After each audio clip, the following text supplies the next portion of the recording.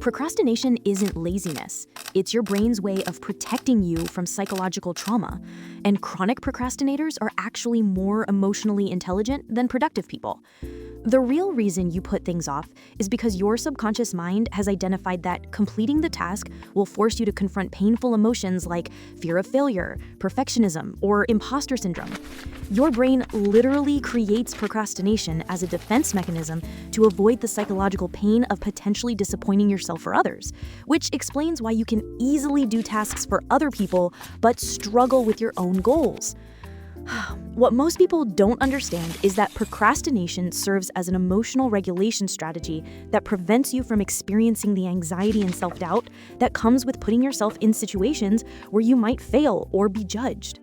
The guilt and shame you feel about procrastination is actually more psychologically damaging than the original task, because you're now dealing with both the fear of the task and the self-hatred for avoiding it. Chronic procrastinators often have perfectionist tendencies and high emotional sensitivity, which means they're avoiding tasks not because they're lazy, but because they care too much about the outcome.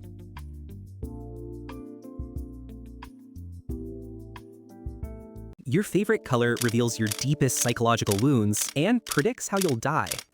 Color psychology research shows that people gravitate towards specific colors based on unresolved trauma and subconscious attempts to heal their emotional damage through visual stimulation.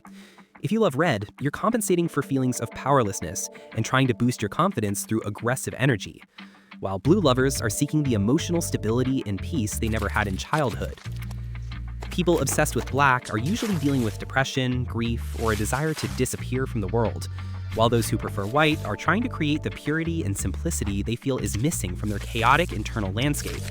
What's most revealing is that your color preferences change as you heal from trauma. People in therapy often report their favorite colors shifting as they work through psychological issues and develop healthier coping mechanisms.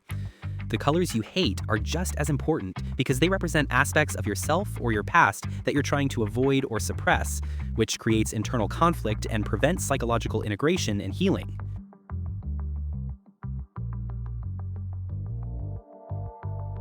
People who collect things are trying to fill a psychological void that was created in childhood, and their collections reveal exactly what emotional needs were never met.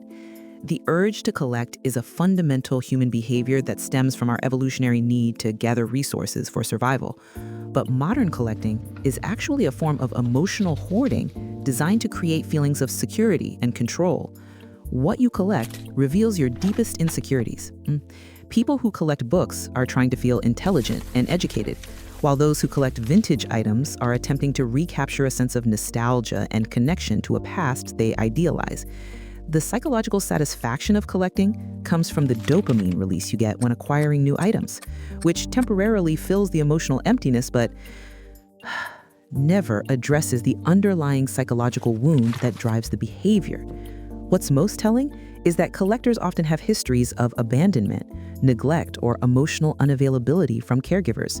So they develop relationships with objects instead of people because objects can't reject, leave, or disappoint them.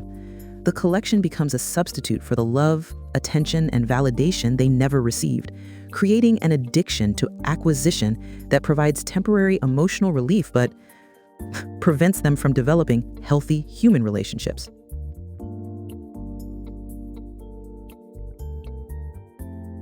Your body language reveals your psychological secrets within 7 seconds, and people are subconsciously reading your trauma history without realizing it. Micro-expressions and unconscious gestures expose your deepest fears, insecurities, and emotional wounds because your nervous system can't lie, even when your words do. The way you cross your arms, position your feet, and hold your shoulders tells a complete story about your attachment style, self-esteem, and past experiences with betrayal or abandonment. What's fascinating is that people with similar trauma histories develop nearly identical body language patterns.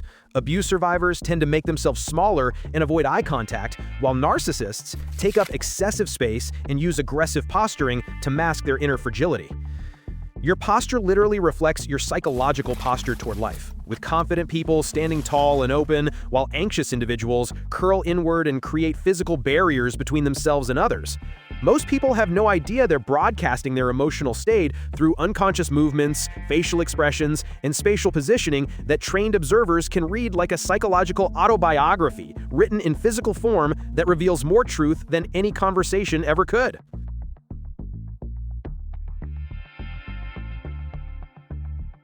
Your childhood memories are mostly fake, and the stories you tell about your past are psychological fiction designed to protect your current identity. Neuroscientists discovered that every time you remember something, your brain actually changes the memory, adding new information and emotional context that wasn't part of the original experience. The reason your siblings remember the same events completely differently isn't because one of you is lying.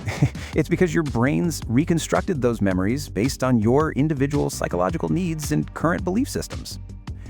What's most disturbing is that your brain creates false memories to maintain psychological consistency and protect your self-concept, which means the traumatic events you think shaped you might never have happened the way you remember them. The memories that feel most vivid and emotionally charged are often the least accurate because your brain enhances dramatic moments while forgetting mundane details that don't fit your personal narrative. Your entire sense of self is built on reconstructed memories that have been edited, embellished, and distorted by your subconscious mind to create a coherent story about who you are.